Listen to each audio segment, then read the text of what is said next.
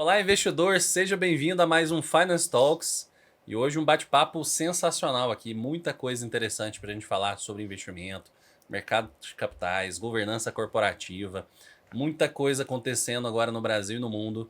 E vai ser um bate-papo muito bacana com Moisés Cunha. Moisés, seja muito bem-vindo aqui para bater esse papo com a gente. Pedro Scheiner também aqui junto comigo para a gente bater esse papo aqui com a galera aí, que muita coisa boa para a gente discutir hoje com o Moisés também. Obrigado. Seja bem-vindo aí de volta para o nosso podcast também, e você também, viu, Moisés? Obrigado, Cássio. Quer começar aí contigo, Pedro? Não, vamos lá, pode ir. Então vamos. Moisés, já te conhecemos da UFG de longuíssima data, né? Mestrado, doutorado aí da Contábeis. Queria que você falasse um pouquinho mais sobre você, o que você desenvolve dentro da universidade, consultorias, né, no mercado de capitais fora também. Conta aí para quem ainda não te conhece um pouquinho quem é o Moisés. Então, vamos lá, Cássio. Primeiro, gratidão pela oportunidade, né? Satisfação imensa estar aqui com vocês. Quem é o Moisés Cunha, né? Moisés Cunha é professor, consultor e pesquisador, né? Isso venho de uma família de 6 filhos, né? Cresci na escassez financeira, né? Trabalho desde os meus 13 anos de idade. Entrei na contabilidade, gostei muito e tô nessa até hoje, né? Passei pelo mestrado, doutorado e hoje sigo aí na academia e dando as minhas consultorias aonde que eu aplico, né? Todo o conhecimento, né? Que eu tenho a gratidão de receber aí na universidade. É uma missão boa, né, Pedro? Porque dar aula para aquele tanto de aluno numa universidade federal que tem seus inúmeros desafios também, conciliar a família e ainda trabalhar como consultor e pesquisador, bons desafios para a vida, viu? Rapaz, eu vou falar um trem pra você. Foi professor de nós dois, né, no caso. Aí ele não lembra, mas tinha um Fusca. Eu lembro do Fusquinha, eu tinha Fusca também, que você lembra, né? Lembro demais. E aí muitas aventuras nesse seu Fusca, viu? Aí eu lembro que um dia eu cheguei, ele já meio falhando, pocando, aí eu vi, mas eu falei, tem Fusca também. Eu falei, Fusca é uma bosta, não sei o que, e saiu reclamando. Eu falei, caralho, velho. Hoje eu entendo, bicho. Eu não tenho paciência pros meninos, pra ensinar.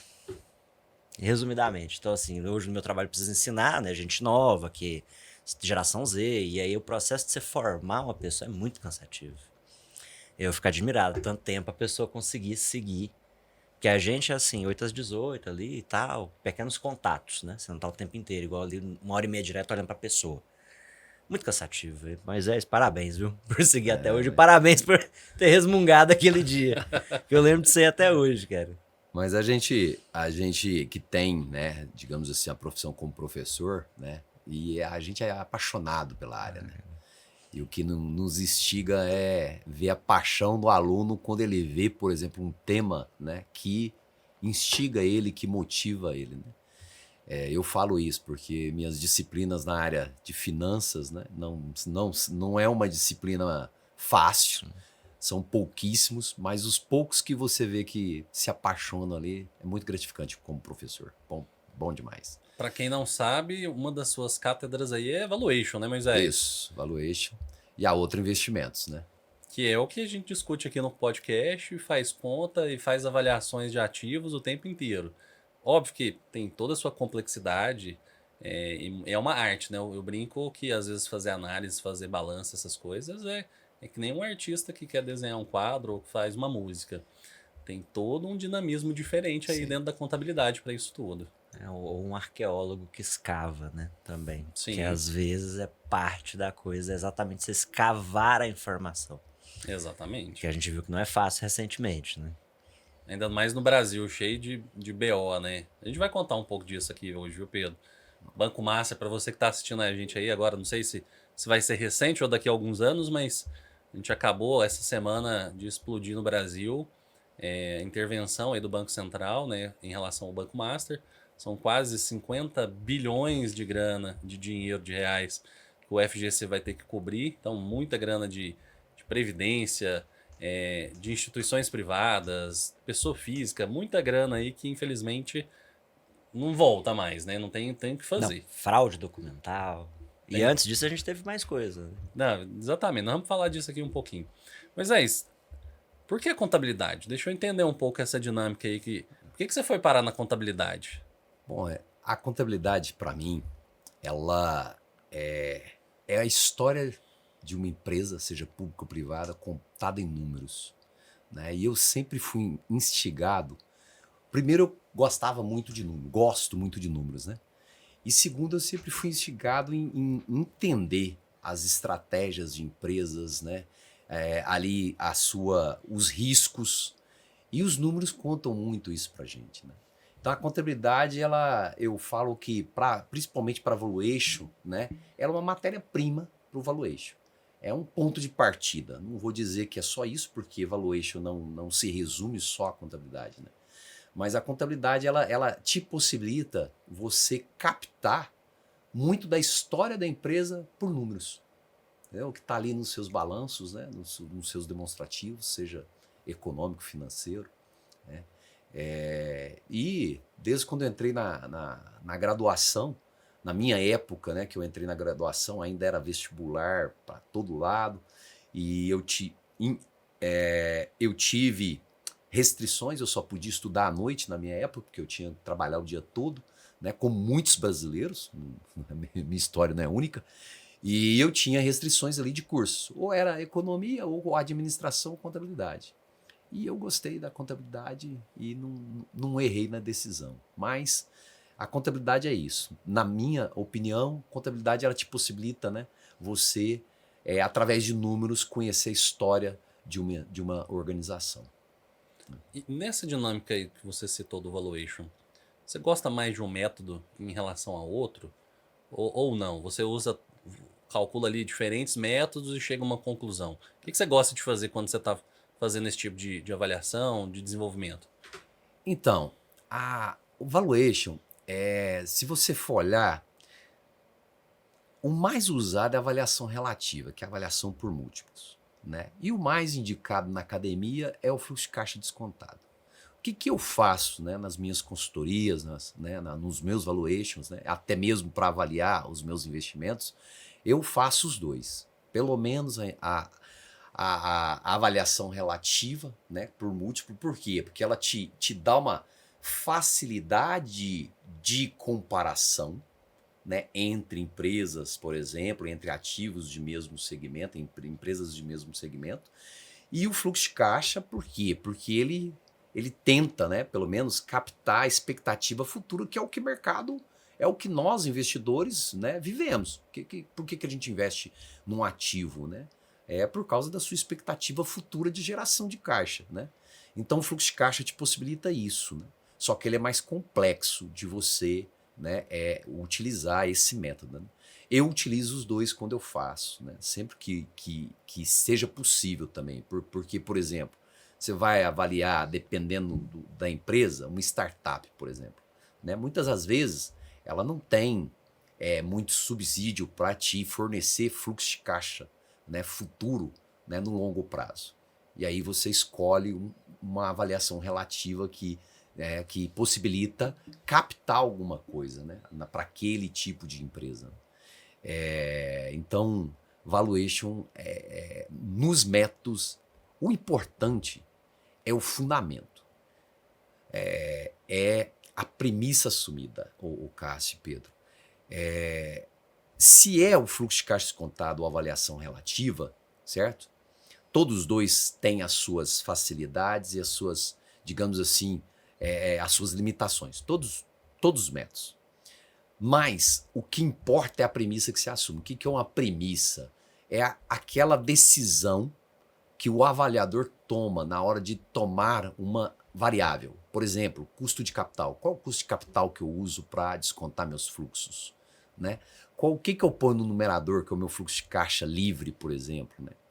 Como que eu chego ao fluxo de caixa livre? O que eu assumo, né, como investimento em capital de giro, investimento em capital fixo, né?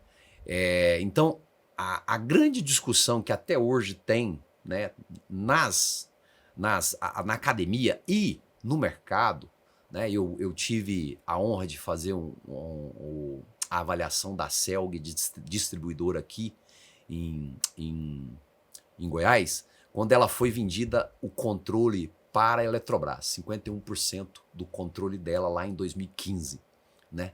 E eu fui o coordenador contratado pelo governo do estado, né? Então, na hora que você vai, por exemplo, discutir os números com a outra parte, que naquela ocasião era a compradora, a Eletrobras, que quem estava do outro lado era a Deloitte, né? Quem que ganha esse embate? As premissas assumidas dentro desses métodos, tanto fluxo de caixa descontado como avaliação relativa. Não sei se eu estou sendo longo aqui, Não. mas é porque vocês me perguntam as coisas que eu adoro de falar, né? Então, dá margem Eu para muito. adoro Eu falar. vou tentar simplificar um pouco, trazer um Tá. pouco aqui para o nosso terreno. professor não simplifica. Mas a gente vai aprender as coisas com o tempo. Você acha, professor, que fazer o valuation é um tiro ao alvo? Eu não diria um tiro no alvo, mas é uma tentativa de estar o mais próximo possível do alvo. Se eu posso. Sim. Professor sempre vai para. Mas é uma tentativa de estar mais próximo do alvo. Porque acertar o alvo mesmo, eu não. Praticamente possível. Eu não É vejo sorte, como. no geral, né? Eu Quem não vejo acerta, como acerta se na acertar o alvo. O alvo é a mesma coisa quando me fala assim, mas qual é o valor exato? Não tem valor exato. Esse que é o ponto. Por isso que um nós somos alvo. de ciências sociais aplicadas, né? Porque o número que está ali, ele não é exato. Sim. Senão era ciências exatas, né? É acertar a rota do alvo no futuro, né? Então. Isso, exatamente. A trajetória daquele alvo. É por isso que, então, todas as vezes que a gente avalia, por exemplo, uma casa de research, uma recomendação de ativos, às vezes uma mesma empresa ela está sendo avaliada de maneiras diferentes e as premissas que esse analista utilizou, às vezes, leva a um resultado um pouco diferente de outro. Sim. Às vezes dá, sei lá, R$2 a mais, R$3 para baixo também. Então é isso que leva, quando você fala que assume premissas, que nem sempre às vezes é o mesmo, né, ponto Não, central ali do alvo. Quais são as expectativas que você espera em determinados prazos? Você vai determinar diferentes preços. E aí é por isso que a gente tem avaliações um pouquinho diferentes. Exatamente. Por isso que eu falei, né? São as premissas. Por exemplo, nós três aqui, se nós três fôssemos avaliador na mesma empresa, certo? Se a gente não se conversar, porque, né, tem que ter autonomia, né? Quem avalia, a gente vai encontrar valores diferentes. Podem ser próximos, deveriam ser próximos, mas são valores diferentes, né? Se você for num conceito estrito, o valor deveria ser igual, mas isso não acontece, né? Por quê? Porque cada um aqui tem um julgamento e tem um papel aí que é o papel do viés muito forte, que é o viés do avaliador. Quando eu falo para você assim, Cássio, Petrobras, com certeza sua cabeça já fala assim, pô, Petrobras é bom nisso, naquilo, é uma boa empresa ou é uma... E se eu perguntar pro Pedro, o Pedro fala, não, Petrobras não é muito bom porque tem a mão do governo, não sei o quê, entendeu? Então esses vieses, né, todo avaliador tem. O que você tem que tentar é eliminar na hora de você avaliar. Mas comportamento, né, não deixa você eliminar 100% dos vieses. Por isso trabalhar com média. Desculpa, é só porque assim, esse é um dilema grande pra gente que foi assessor, né, de consultor de investimentos, que é você trabalha com diversos públicos, com diversas percepções e muito pouco conhecimento contábil. Inclusive, nossos pares tinham muito pouco conhecimento contábil, né? E aí você vê muita gente vendo as avaliações e análises como se fosse um jogo de sorte, justamente por não entender que dá tanta diferença, não só porque tem tantos vieses, mas porque cada um estabeleceu premissas diferentes para sua avaliação. Exato. E aí não se buscar entender a premissa do avaliador, não quer dizer... Porque, por exemplo, se eu com 35 anos fizer uma avaliação de uma empresa e alguém com 80 anos fizer uma avaliação, certamente a gente vai ter resultados quase diametralmente opostos de se é bom ou ruim. Porque eu tenho mais longo prazo ainda. Se um moleque de 18 anos fizer, ele tem mais tempo que eu ainda. Então ele vai ver, às vezes, alguma coisa lá na frente que ele tem de expectativa, que é a aposta dele, como foi Ambipar para algumas pessoas, e aí agora o que está acontecendo? Como foi, sei lá, Coca-Cola, Zia da vida, que aí você descobre. Então cada um tem uma tolerância a risco diferente que traz esse viés. E aí é bom esse tipo de assunto porque permite que a gente esclareça para quem não tem tanto domínio que as avaliações variam justamente porque as premissas variam. Né? E aí as só queria botar esse premissas ponto. e os vieses influenciam. Sim. Um outro viés muito influenciador é o viés institucional. O que é o viés institucional? É a empresa que está sendo avaliada, por exemplo, que tem interesse, seja na compra ou na venda, que ela força a barra ali com o avaliador. Né? A gente vê isso todo dia no mercado. Como você trata de premissas que são em cima de expectativas futuras, certo? Aí tem aquela pressão institucional em cima do avaliador, ó, você tem que chegar aqui nesse número. Eu já peguei muita consultoria, rapidamente, só. Uma vez eu fui dar uma consultoria numa empresa de fertilizante, né? O cara estava querendo vender, né? E uma grande multinacional queria comprar essa empresa de fertilizante. Aí ele me contratou lá na consultoria e falou assim, professor, eu já sei quanto que vale a minha empresa. Pensei, não falei pro cliente. Ué, você já sabe quanto que vale, por que me contratou, né? Não, mas o senhor é referência tal, então a gente quer ver. Eu falei, tá, mas quanto que vale o valor da sua empresa? Ele falou, 6 vezes meu EBITDA, que é um jargão de mercado, 6 vezes EBITDA. Quase toda empresa não financeira tem esse benchmark de mercado.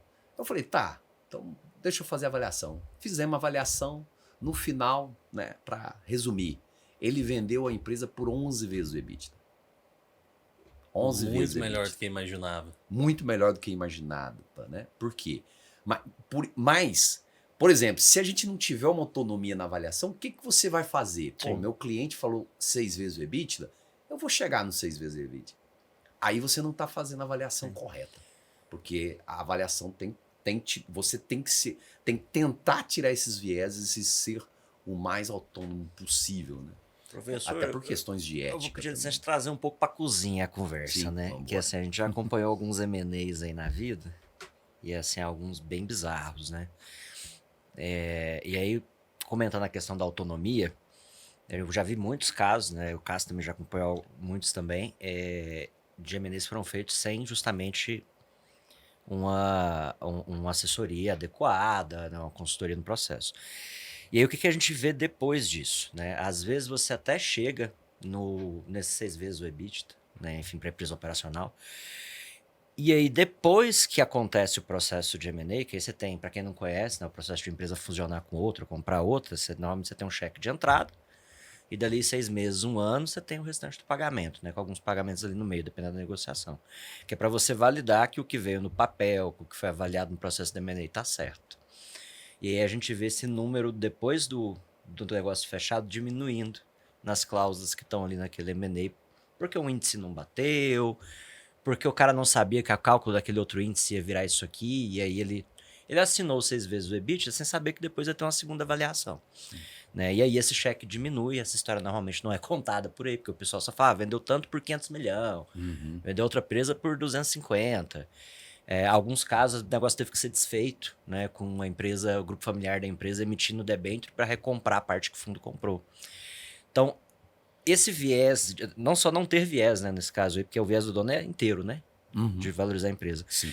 Mas você acha que essa participação, né, de um profissional, não só do seu gabarito, né, mas de um profissional da contabilidade para fazer esse processo de valuation autônomo, salva, além de poder beneficiar, né, igual foi o caso do cliente mencionado, ele ganhou mais do que ele achou que ele ia ganhar. Mas ele salva o empresário que está ali querendo vender a empresa ou fazer uma fusão de cair num problema financeiro depois, de achar que ia vender por um preço e vender por outro, porque ele não sabia fazer a conta? Sim. Eu creio que, assim, não vou te dizer que salva, né, em todos os casos. Mas ele acerta, ou ele tenta salvar o máximo possível, né? E essas revisões acontecem mesmo.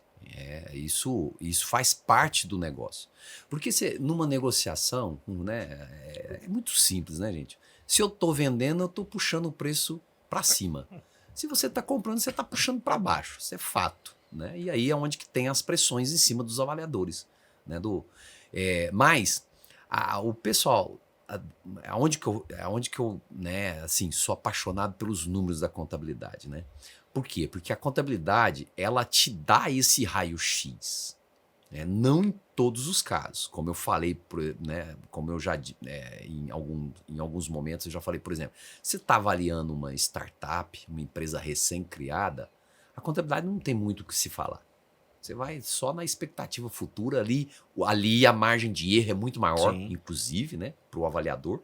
Essa revisão que tem que ter depois, que geralmente acontece, isso é de praxe.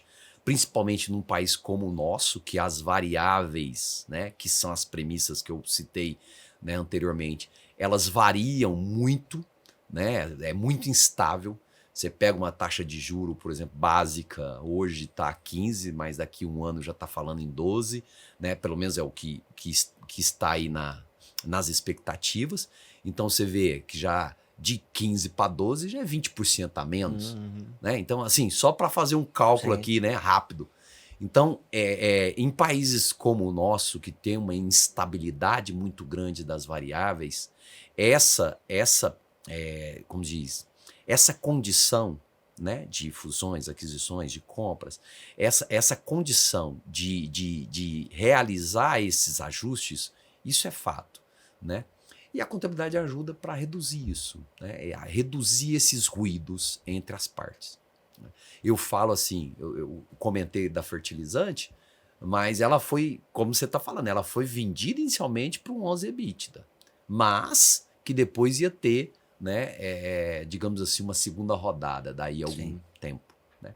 Não sei como que ficou, porque eu não fiz parte Sim. desse outro momento, entendeu? É que aí normalmente o grupo comprador que segue, né? Já Sim. você vai só, o dono fica acompanha ele normalmente mais uns 6 meses, um ano, Exato. depois fica com não compete, vida que segue, né? Vida que segue.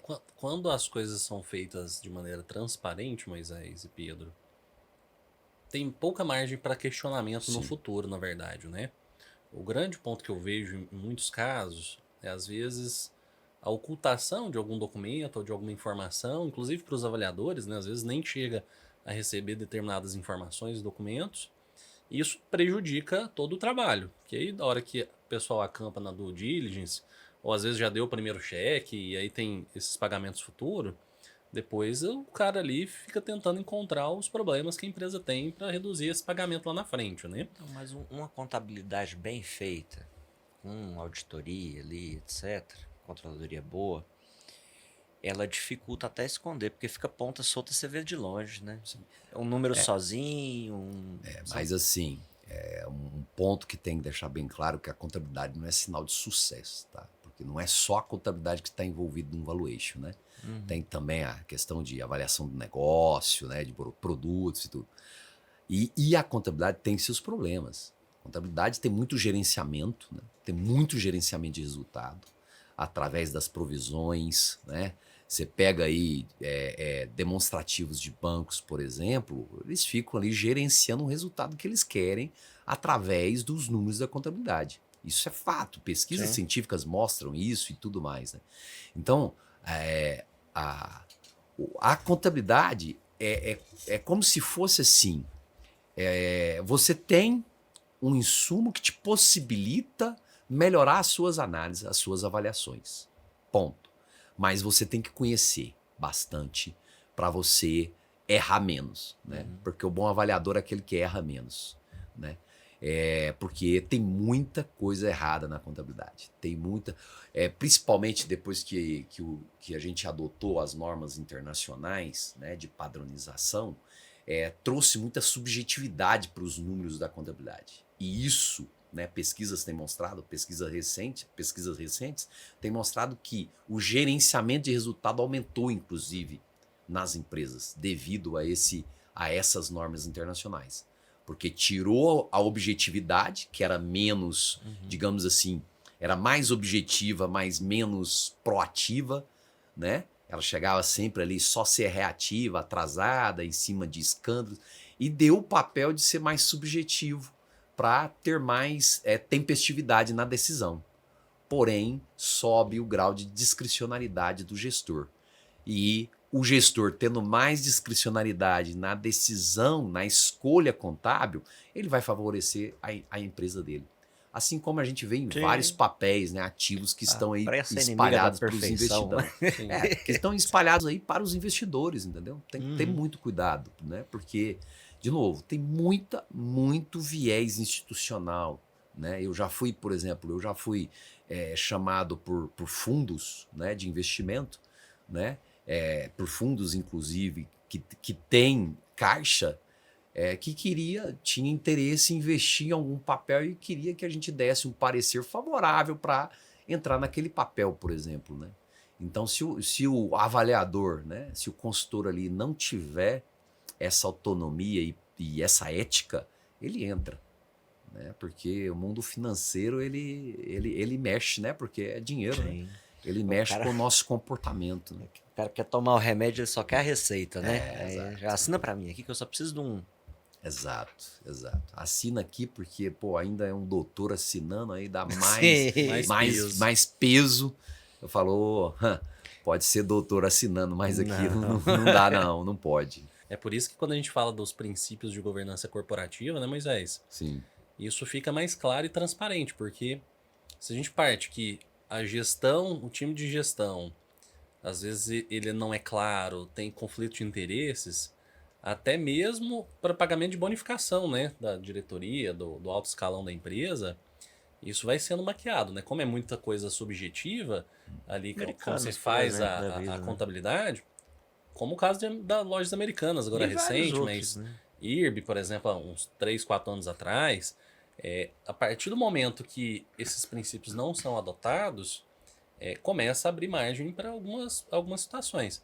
Eu queria até que você, se puder compartilhar aqui com a gente, como é que você enxerga aí os princípios de governança corporativa, quais são eles, como é que você enxerga para esse facilitador dentro das empresas e como isso tem sido adotado nos últimos anos também, porque a gente viu vários casos de escândalo, parece que a gente, cada vez que passa, é um maior do que o outro, né? Não só aqui no Brasil, mas fora também. Não sei se é porque a mídia agora dá mais holofote, ou se nominalmente os valores cresceram aí, mas parece que em alguns escândalos os volumes estão maiores, né? Sim. Como é que você enxerga esses princípios aí dentro da contabilidade também? Cássio, governança corporativa para mim, ela é muito importante na hora de investir. Só que você tem que ter cuidado, né? A gente vai chegar lá. Primeiro, governança para mim é transparência, prestação de conta, equidade, né? Então, ela é simples. Governança, ela é redução de risco. Um ativo, uma empresa com boa governança, ela reduz o risco que você está assumindo. Ela também é redução de custo de capital, né? Então, para mim são os principais princípios, prestação de conta, transparência e equidade, né, nos números. O problema da governança corporativa, que é onde me lembrei aqui do fato, por exemplo, né, das Americanas. As Americanas, né, para quem se lembra, era uma empresa que estava no índice de governança corporativa do Bovespa, né, da B3 Sim. hoje, né, como um dos melhores índices de governança, né, sempre esteve lá. Era um dos ativos de renda variável indicado por vários fundos de investimento de renda fixa, para aquela parcela que você pode ter dentro de um fundo de renda fixa, você pode ter uma parcela ali de renda variável. Então, as Americanas... E o problema dela foi totalmente de governança. Assim, na minha opinião, na minha análise, né? Uma governança que se mostrou fraca, com pouca transparência, com pouca prestação de conta, né, no que eles estavam fazendo ali e há mais de 10 anos, né, isso, né, se cavar ali, digamos assim, o processo, vê que começou há mais de 10 anos até chegar, né, na fraude ali divulgada no mercado. Mas a governança, para mim, é isso, é o princípio de redução de risco, redução de capital, de custo de capital, né? É importantíssimo, né? Mas você tem que ter muito cuidado, né? Eu sempre falo assim para os meus alunos, né, nas minhas análises, eu não vou por um índice. Só porque aquela empresa está no índice de governança corporativa, por exemplo, da B3, ela quer dizer que ela está nos melhores índices de governança, ela tem os melhores índices de governança corporativa. Não tem, né? Aproveitando o tema, agora na moda tá o tal do ESG, né? São as ações ambientais, sociais e de governança, né?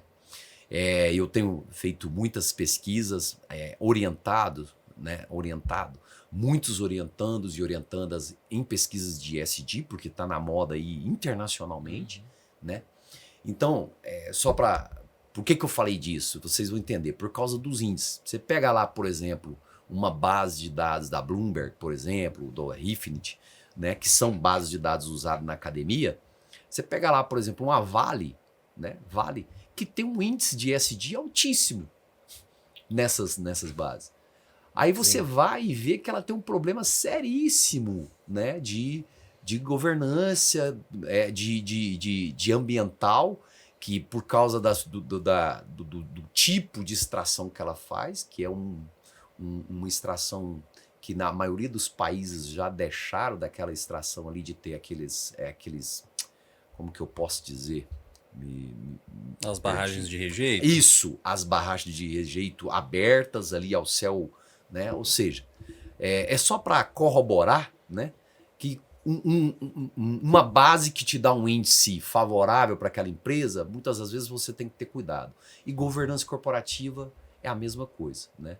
Mas nos seus princípios ela é fundamental. Fundamental. Não é porque ela está listada ali, por exemplo, como uma empresa do novo mercado, né? Que é uma das classificações da própria Bovespa, que aí tem que ter número de conselheiro independente, conselheiro fiscal, tem Só que ter ações balanços ordinárias negociadas, no mínimo 25% das ações em free float, né? Veja o caso da Americana. A Americana estava no novo mercado. As americanas, eu falo assim, é o exemplo típico de índices que você tem que ter cuidado, porque ela estava nos melhores índices. Índice de sustentabilidade empresarial, índice de governança corporativa, o Ibovespa, né? No novo mercado, ela estava praticamente em todos os melhores índices dentro da B3. E ficou lá décadas, entendeu? E mostrou que, né, uma fraude de mais de 50 bilhões de reais ali no balanço, né? O balanço dela de quase 15 bilhões virou para 45 negativo, né? É muita ingenuidade olhar só para índice. É muita ingenuidade olhar só para índice. Eu não diria ingenuidade, mas você não pode olhar só para índice. É muito a sua fundamentação, a sua é fraca, entendeu? Eu estou falando aqui como especialista, Não, né? exato. Múltiplos índices, né, indicadores, são bons de serem olhados? Sim, são inclusive essencial você olhar. Mas eles te dão o quê? Eles te dão um corte, eles te dão um retrato, eles não te dão um filme da empresa, entendeu? Então, assim, a gente usa muito, por exemplo, múltiplos, né? A gente usa muito múltiplo para ver se a empresa não está subavaliada ou superavaliada naquele momento. É como se fosse uma análise técnica ali, né? Você está tentando entrar. É hora de entrar ou ainda espera um pouquinho? É o que eu vejo, né, com índices, né? Quando você olha o índice ali separado, individual, né? Agora, aí sim é ingenuidade. Agora, quando você índices com outros, um exemplo, por exemplo, né? Eu gosto muito de analisar empresas de crescimento com múltiplo razão, preço-lucro com crescimento. Porque na maioria das empresas que tem alto crescimento, você pega um preço-lucro muito alto, né? O preço-lucro ali é payback, né? Ou seja, maturidade do ativo. Aí você pega um índice, uma razão preço-lucro alto, vou citar, por exemplo, né, 50 vezes. Você fala, pô, tá muito esticada essa empresa. Mas aí você pega o crescimento dela, ela está crescendo, por exemplo, né, os seus lucros, os seus dividendos ali em 60%. Aí, quando você pega 50 vezes PL, divide pelo crescimento, isso dá menos de 1. Aí ela está te mostrando o quê? Que ela está abaixo do valor justo dela no mercado. Entendeu? Então, só para reforçar, Pedro, é porque né? Assim, não é que o índice é ingenuidade. Se você pega ele individualmente, aí Sim. é ingenuidade. Eu concordo com você. É que a questão de você ver a narrativa, né? Um evento narrativo ou um evento estático, né? Eu ia entrar no ponto justamente do Banco Master, antecipando um pouquinho. Por quê? Para o investidor mais desatento, aí eu já estou falando do investidor comum, né? Aquele investidor que é médico, que é dentista, que, sei lá, que é caminhoneiro. Aquele cara que não tem tanto acesso a histórias, porque muito do que a gente sabe hoje do que fura vem de conhecer a história e não olhar só para o evento em si do número, né? E conhecimento acumulado, né? A gente, Sim, você vai anos tomando de cacete, você vai estudos e tudo aprendendo. mais. Não tem jeito, o couro vai ficando grosso, né? Você vai vendo coisa, como diz, você vai ver coisas, você vai vendo coisa, né? E o Banco Master, por exemplo, algumas das operações que eles fizeram, de justamente essa questão de compra e venda de ativos, foi comprar outra instituição pelo valor abaixo do valor de mercado dela, do valor de contábil, vamos dizer assim, e ia poder oferir a diferença disso como lucro. Diretamente como lucro, porque ela não estava vinculada a nenhuma parte da operação do mercado financeiro. No dia que a gente for fazer essa avaliação, naquele período de tempo, eu vou ter uma razão preço-lucro que não faz sentido com a realidade operacional da empresa financeira. Então, existem hoje operações dentro do mercado, seja de empresas operacionais ou de empresas financeiras, ou até de fundos, que eles permitem que você use um recurso que, se fosse no 2 mais 2 ali, ia dar 0, ou 2 menos 2, ele joga essa conta para o futuro. Ele considera aquilo lucro. Esse ano isso aqui é lucro. Ih, bate na mesa. Esse ano isso aqui é lucro. E aí você vai fazer o cálculo ali só a linha, sem tentar entender a história, o processo por trás do que se chega naquilo. Exato. O índice falha. Porque ele não está batendo com a realidade. Ele foi manipulado. Uma contabilidade criativa que o povo gosta de falar, né? Era esse ponto que eu queria chegar, de pensar assim, se é uma ingenuidade ou não. Porque quando a gente atendeu um público massificado, a gente vê muito isso. A falta de conhecimento leva a pessoa ou o negócio da curva de Dunning-Kruger lá, né? De quanto mais burro, mais corajoso, né? Quanto menos você tem conhecimento. Então o cara acha que você tá falando para não fazer igual comprar um CDB do Master, por exemplo. Eu já coloquei CDB do Master na carteira de cliente porque o cliente insistiu demais e o dinheiro é dele e aí ele vai lá, aperta o botão. Vai fazer o quê, né? Ou se a gente lembrar o caso da Avestruz Master, né, Pedro? Que, pô, foi uns 10 Putz, anos. boi gordo. Foi uns 10, pra quem não é de Goiânia, o caso da Avestruz Master, né? Foi mais de 10 anos pagando 10% ao mês.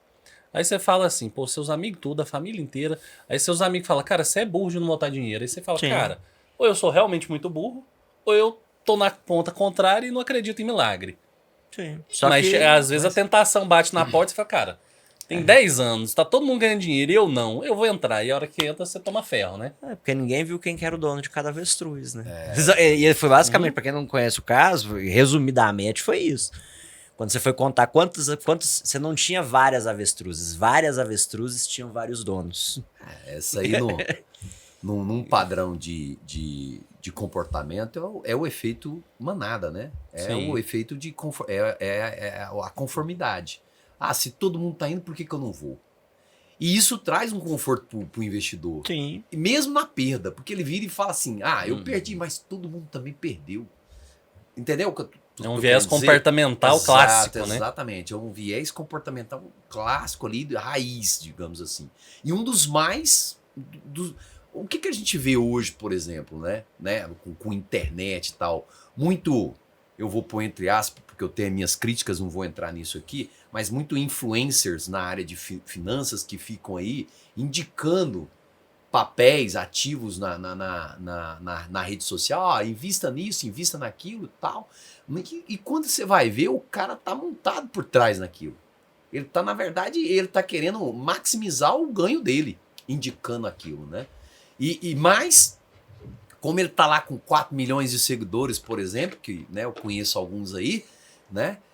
Para um mercado pequeno como o nosso, ele causa barulho também, né, no mercado. E segundo, ele mostra que, olha, tá todo mundo indo, por que você não tá indo? Que é o que vocês estão falando aí, né? É por isso que aí volto na ingenuidade lá do índice, né? Por isso que eu falo, cara, não pode olhar o índice sozinho, principalmente o índice ali. Eu tenho uma resistência muito grande em trabalhar com índices correntes, sabe? Quando eu estou analisando. O que é um índice corrente? Aquilo que está no momento. Olha, hoje saiu um índice, pá.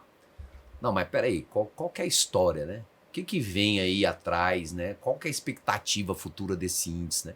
Na relação aí, na razão, preço-lucro e outros aí que a gente... Pode ser, às vezes, uma situação não recorrente, né? Exato. Às vezes uma indenização de um processo judicial, Exato. às vezes vender um ativo que era relevante dentro da companhia. Uma liberação de garantia. Exato, uma série de situações que aí, às vezes, o investidor só olha aquele momento. Opa! E é aonde que a gente critica muito a contabilidade. E eu critico a contabilidade. Eu gosto, mas critico o que fazem com a contabilidade. Né? Por quê? Porque por causa do gerenciamento, você vê, por exemplo, empresas que dá lucro contábil, né? Vou citar inclusive uma, dá lucro contábil ali uma vez ou outra e lucro alto, na casa até de bi, só que ela está destruindo caixa por trás. Por isso que o mercado olha muito caixa, por isso que nós financistas, né, olhamos muito caixa. Né? Por quê? Porque caixa é fato, lucro contábil é opinião. Né? Tem até o exemplo que eu ia dar da Oi. A Oi passou muitos anos apresentando lucro contábil positivo. Lucro contábil positivo. Vou voltar. E ela... Apresentando lucro contábil, né? E não prejuízo. Né? Só que você ia lá na geração de caixa operacional dela, era negativo recorrente. Cara, vai dar errado. Não tem como. Isso foi no meio da recuperação judicial, inclusive. Exatamente. Né? Soluçando no meio da... E olha como passa. Soluçando dessa forma, no meio de uma recuperação judicial em tese, sendo super fiscalizado. Agora acho que ele acabou de liquidar, né? Nem tem acompanhado. Decretaram a falência, parece que voltaram. Sei lá, nem sei que tá oficializado. Mas eu vi muita gente perder dinheiro com a Oi. Porque falava assim, pô, tá barato, né? O preço, tá lá, R$1. Aí eu falava, pô, isso tá caro demais. R$1 a preço da ação. Aí faz agrupamento de ação de 1 para 100, exatamente. Aí, sei lá, a ação vai, sei lá, às vezes era 10 centavos, vira uma ação de... Agora juntou 100 ações lá, virou 10 reais. Aí o troço começa a cair de novo, né? Exato. Aí chega em 50, 40 centavos, tem outro agrupamento. Exato. E ali o patrimônio da pessoa, do investidor, vai embora, água que abaixo. É do outro lado a diluição, que é o outro efeito que eu vejo muito também, né? Eu tenho o caso da Magazine Luiza. Nossa, gente, eu sou louco aqui, viu? Vou viajando nessas... O caso da Magazine Luiza, por exemplo, 2000, se não me falha a memória, 2021, ela fez 5 diluições. Quando ela batia R$80 a R$100, ela diluía para valendo 4, 5 ações a R$20. Batia, diluía. E o pessoal entrando.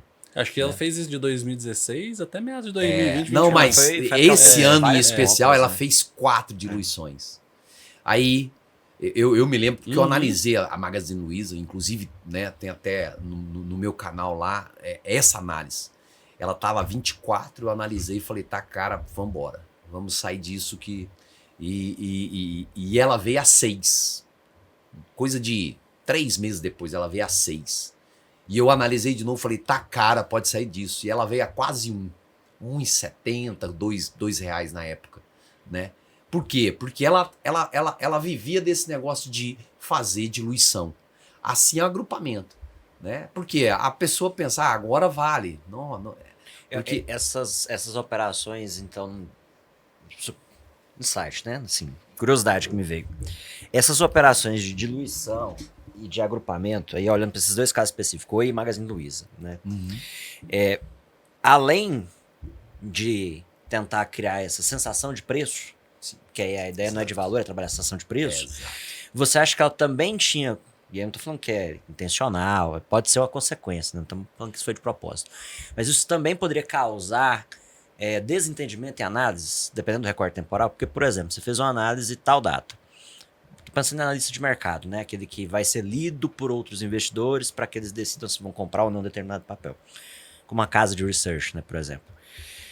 Ele faz uma determinada análise, trabalha em cima desses índices trabalhando com preço e depois ele tem que recalcular tudo.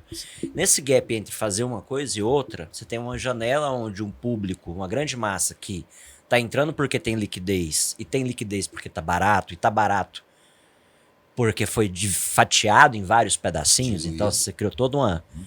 Né, você tem um gap ali de entender se esse trem tá barato ou se tá caro, porque agora há pouco eu li uma análise que 24 tava caro, mas... Aí, sei lá, splitou, agora tá em 6, né? Não tô falando do caso da queda, mas splitou, agora tá em 6, pô, então acho que agora tá barato, né? Mas na verdade, se você recalcular os índices todos, né? Que jogar a proporção do split. Isso pode acontecer também? Esse Sim. gap? Acontece e bom, a Magazine Luiza, por exemplo, agora ela está fazendo agrupamento, entendeu? Então ela fez diluições e é exatamente isso que você falou, é trabalhar com sensação de preço. Eu falo isso o tempo todo, né? Muito errado. Valor de empresa, você tem que buscar valor intrínseco. O valor intrínseco de uma empresa está dentro dos seus fundamentos de valor. O que é fundamento de valor? Geração de caixa, risco e crescimento. Não tem para onde fugir, você tem que analisar isso. Então, por exemplo, a Magazine Luiza, que é o caso né, que eu estou trazendo aqui, ela nos últimos anos ela não mostrou nada disso. Nesse ano ela não tinha crescimento, já não tinha, ela passou ali do boom de crescimento dela, né, que foi ali até 2021 mais ou menos. Ela é risco alto porque é varejo, né? O grande carro-chefe dela é varejo, apesar dela ter outros segmentos. Hoje, inclusive, até a instituição financeira ela tem, né? Mas assim, mas é varejo, então já traz um risco muito grande de mercado. E geração de caixa também ela estava baixo. Então, quando você olha para os fundamentos, cara, você tem que olhar para o preço e falar assim, esse preço tá caro. Isso aqui não... Mesmo ela mais entra na sensação. É onde que eu falo que assim, nós passamos por uma época, né, recente que teve um boom no mercado e eu acho que a gente ainda está muito pequeno, né? A gente tem aí menos de 5% da população no mercado financeiro. O brasileiro vai mais para bet do que para o mercado financeiro investir, isso é fato. Mas mesmo assim, teve um boom, só que meio que desgovernado, sabe? Aquele negócio assim, meio sem análise. Eu vou por causa do preço. Né? O cara olha ali, igual você falou aí, a sensação, tá, R$20. R$20, não, eu tenho aqui no bolso, pronto, eu vou comprar. Mas aquele R$20 pode virar 1, 2, daí em curto período de tempo, né? E aí, cara, você perde tudo, né? Essa sensação me lembra, em relação a preço, os splits, essas coisas, para quem olha muito dividendo também. Empresas boas pagadoras de dividendos. Fundo imobiliário. Ou que serve também no caso do próprio fundo imobiliário, né? É que Mas a gente o vê fundo, mais jaca em fundo imobiliário, distribui né? tradicionalmente Se analisar todo o mês, dividendo. a empresa nem Não, tanto, mas às vezes o melhor cenário possível fosse que a empresa continuasse com o dinheiro lá parado internamente, porque isso ajuda a crescer muito mais rápido. A empresa que está distribuindo dividendos, ela não tem uma boa perspectiva de crescer mais. E aí a hora que a gente olha contabilmente, poxa, se eu tenho R$10 cada ação e ela me distribui R$1 ali de dividendo, por exemplo, 10%, né? 10%. Eu tenho uma ação que vale, a partir do momento do pagamento ali, da data X, R$9. E mais R$1 no caixa. São os mesmos R$10. Só que aí muita gente tem essa sensação, poxa, ela deu uma quedinha para 9. Pô, agora eu li uma avaliação antes, tal, que tava cara, pô, mas tá 10% mais barato. Agora eu vou entrar.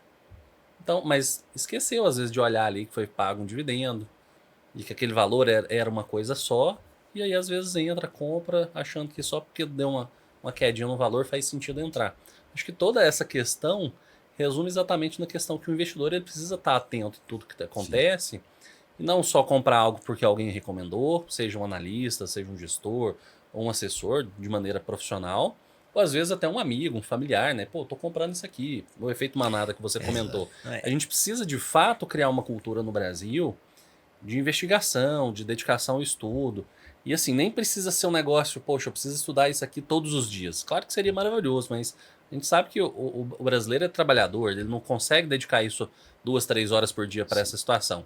Mas se ele parar ali 1 hora no final de semana, 2, se ele fizer isso durante um ano inteiro, por exemplo, cara, quantas horas? São mais de 100 horas dedicadas ali.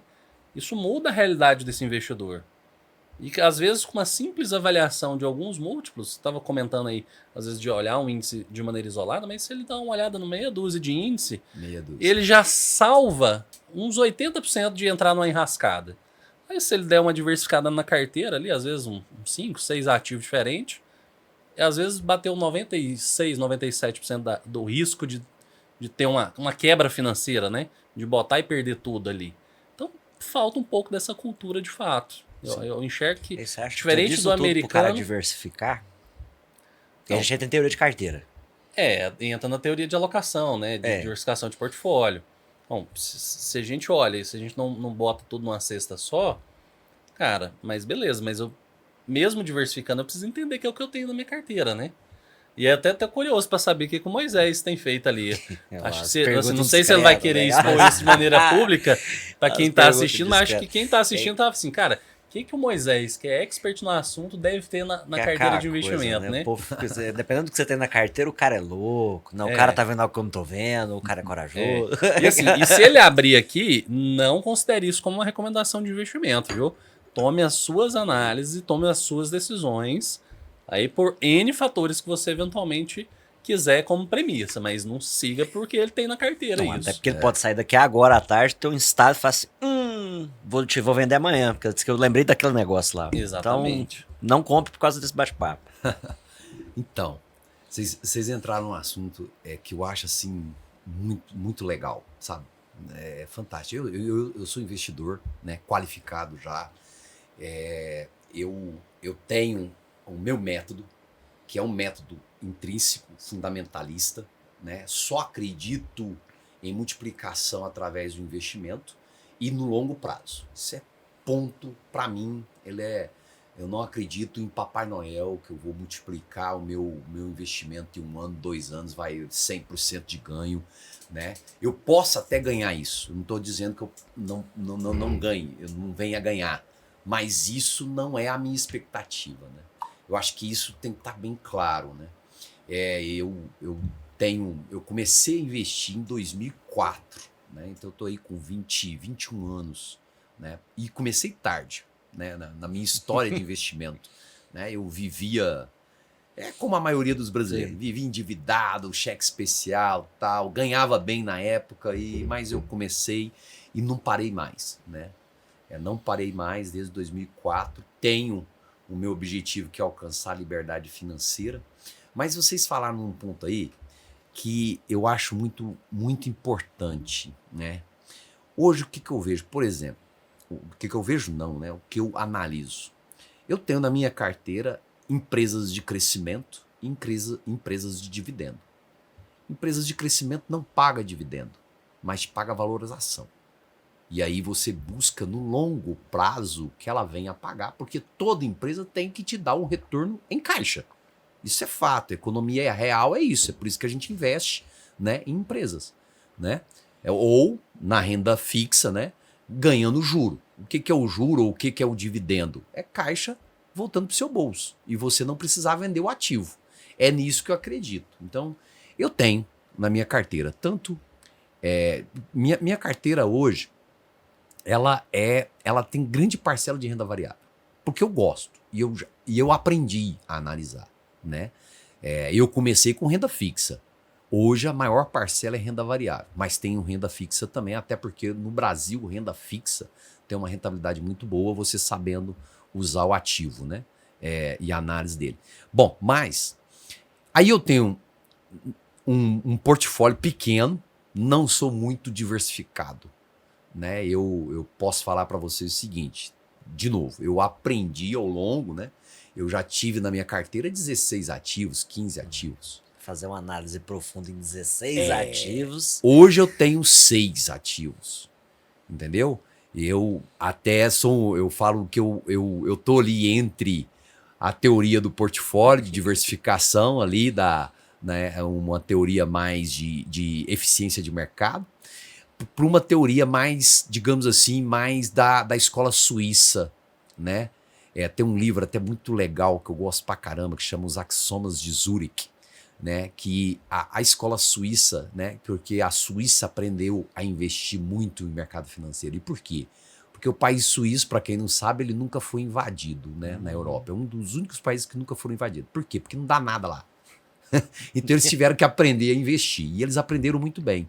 E essa escola diz o seguinte, se você diversifica muito, certo? É porque você não sabe escolher ativo. Por quê? Porque na diversificação, na teoria de diversificação, você tem que ter ativos de correlações inversas. Ativos que sobem e ativos que descem ao mesmo tempo. E muitas das vezes, se você fizer o dever de casa bem feito, você não tem muito ganho, né? Bom, e aí, na minha carteira eu tenho empresas de crescimento e empresas de dividendo. Porque eu quero caixa de dividendo e porque eu quero lá no futuro que essas empresas de crescimento, que hoje me dão uma valoração muito grande, né? Mas na dividendo em especial, Cássio, você falando aí, me veio na lembrança agora o caso da Taesa. Né? Taesa é um caso clássico. Uma das empresas nas últimas décadas, uma das maiores pagadoras de dividendo no Brasil, com uma política de dividendo agressiva, certo? Mas que hoje ela está com um problemaço de caixa. Por quê? Porque ela fez uma política agressiva, paga muito dividendo e ela não reteve caixa para o crescimento, como diz, para a continuidade operacional dela.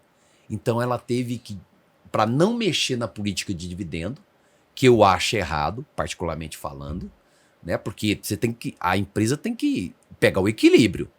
Ela não pode estar assim, se ela está num estágio de maturação, que ela já passou por um crescimento, se ela está em estágio de maturação, ela não pode estar sangrando caixa para distribuir.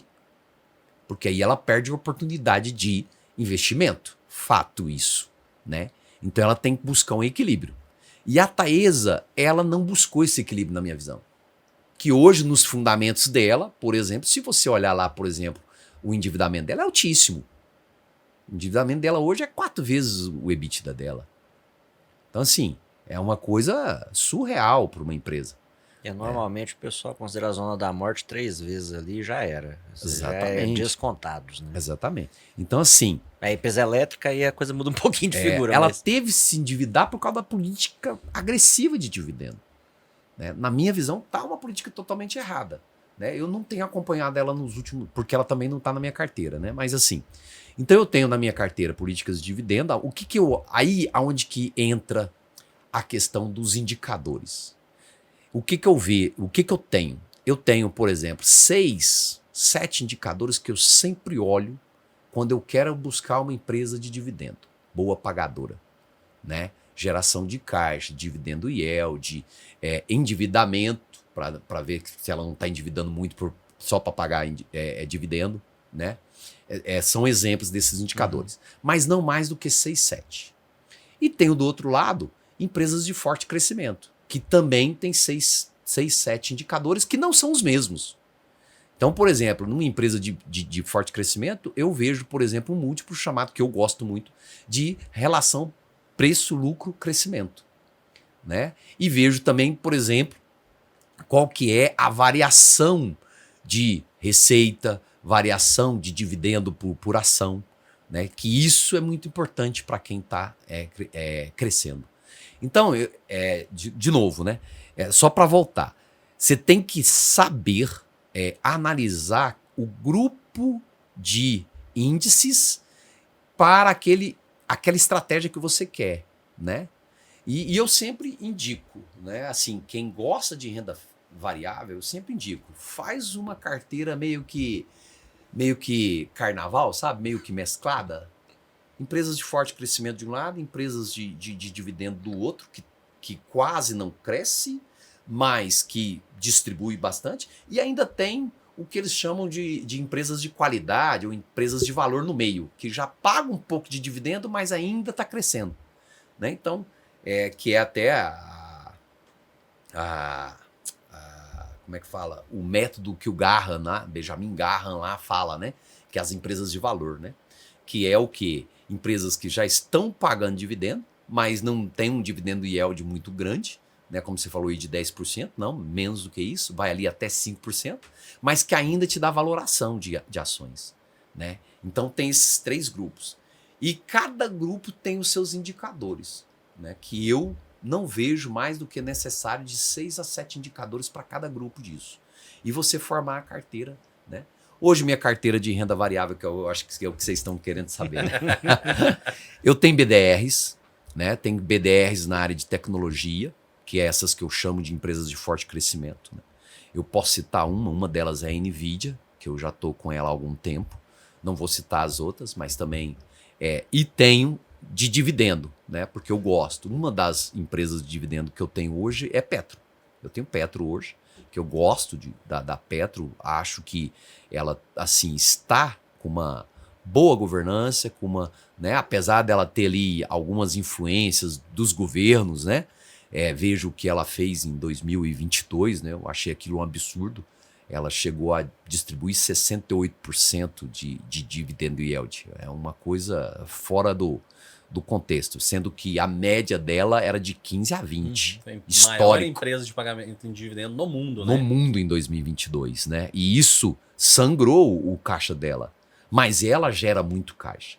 Então ela te mostra que ela tem digamos assim, esses índices que eu comentei, né? Uma dívida estável, não está aumentando, muito forte em geração de caixa e te paga dividendo legal, né? Ali, e quando eu falo dividendo, entra também juros sobre capital próprio, né? Que é uma outra forma de distribuir caixa, né? No Brasil. Porém, o juros sobre capital próprio tem incidência de imposto e dividendo não, né? Também, Ainda não, né? Mudando ainda agora, não, né? Mas o Brasil é o único país no mundo, né?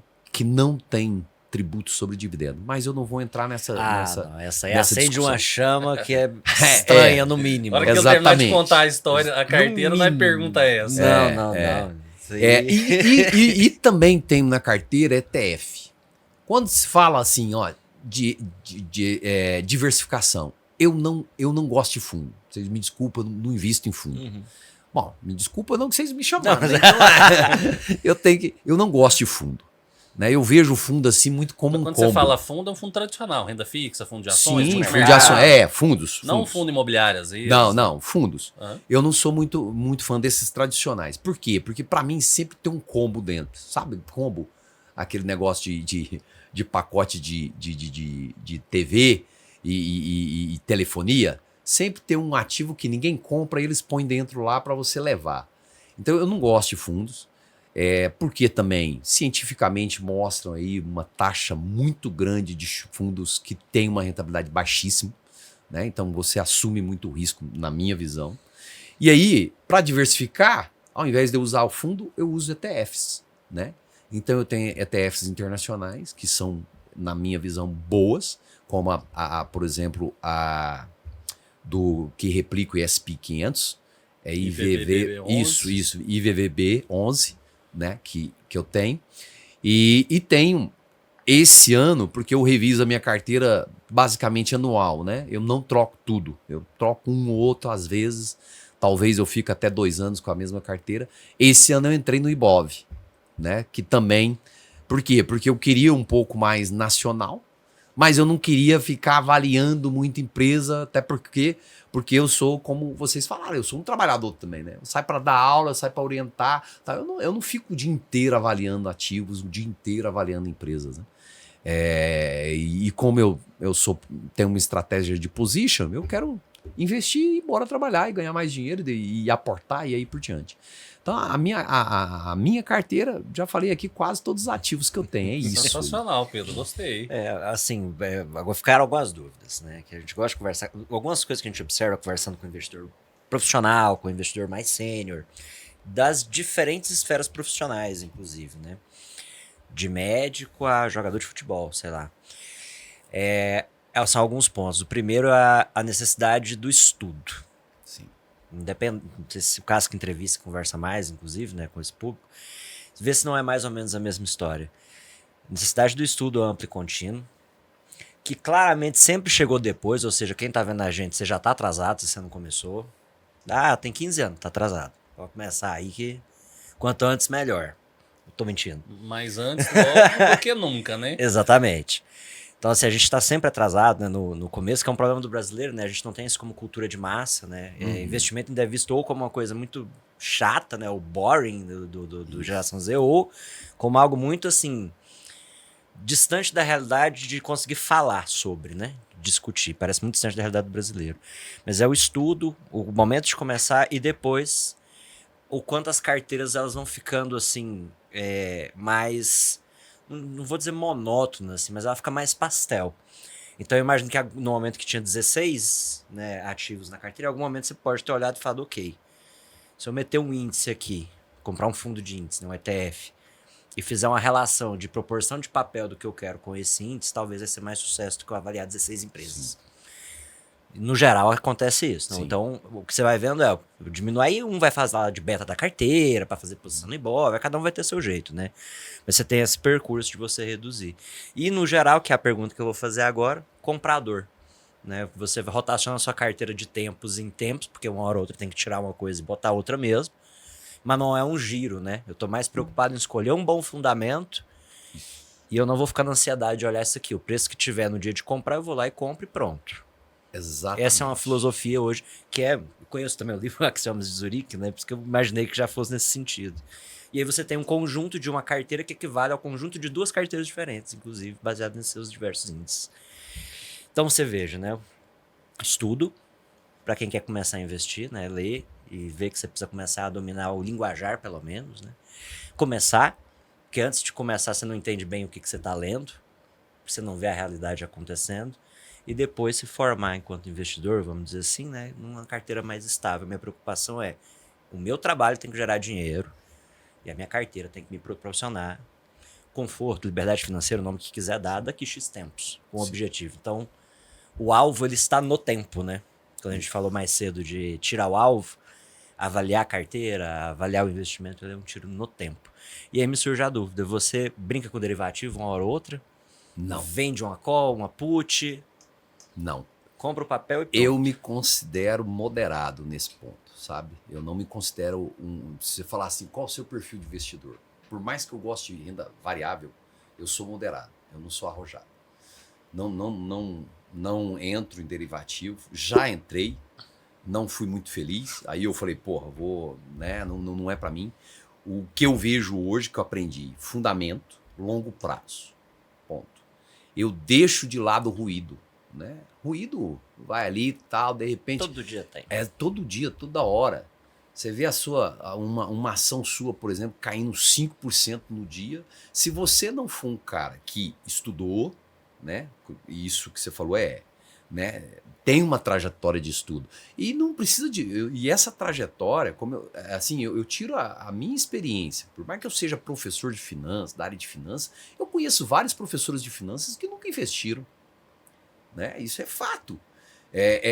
Mas assim, a minha trajetória me mostrou isso. Comecei com renda fixa, ali, com estratégia simples, e fui ganhando conhecimento e fui passando para o que eu acho que eu estou hoje e chegando no meu objetivo, que é a liberdade financeira até os meus 68 anos.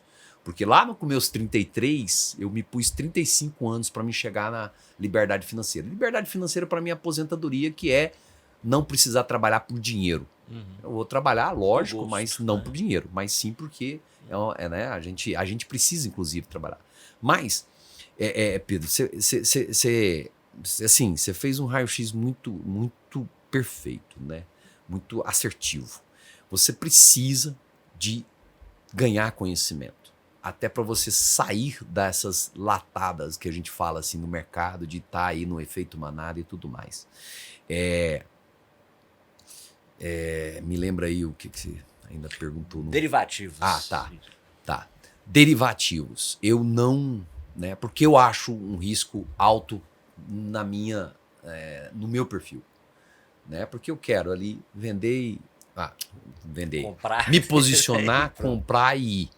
Né, lá na frente. Aí quando ela começa a me mostrar, né, perda de fundamentos, aí a hora que eu troco. Né? Por isso que eu falei. Né, por exemplo, a gente vê muito aí, né, gente falando que tá uma bolha em empresas de inteligência artificial. Né? Tem muito isso aí. Mas eu vejo algumas empresas que estão nessa área ainda bem abaixo dessa bolha. Mas por quê? Porque eu olho o fundamento. A hora que ela começa a me mostrar fundamentos não legais, né? Quem são esses fundamentos? Rentabilidade, né? Geração de caixa, retorno para o acionista, o ROE, o retorno sobre o capital investido, o ROIC, que a gente chama. Então, isso aqui é muito importante. Endividamento, né? qual a alavancagem, qual o nível de dívida líquida que ela tem, né? Cara, se ela me mostra... tem algumas BDRs, cara. Eu citei uma aqui, que foi a NVIDIA, mas eu tenho outras. Vamos pegar uma outra aqui, né? Não estou dizendo que eu tenho na carteira e não estou indicando, tá? Por exemplo, Google.